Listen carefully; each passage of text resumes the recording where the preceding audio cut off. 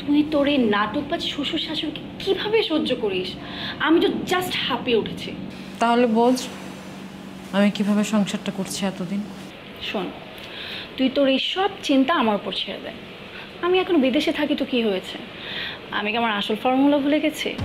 তোর মনে নেই মিনারা খালাকে আমি কি প্ল্যান করে ধমক দিয়ে বাসা থেকে সারা জীবনের জন্য বের করে দিয়েছি?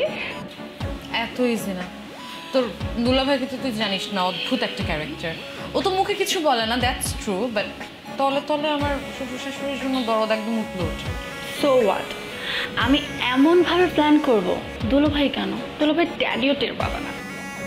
ঠিক আছে, বাট এটা খেয়াল রাখিস হিতে যাতে বিপরীত না হয়, মানে শাকিল যেন আবার আমাকে ছেড়ে চলে না যায়।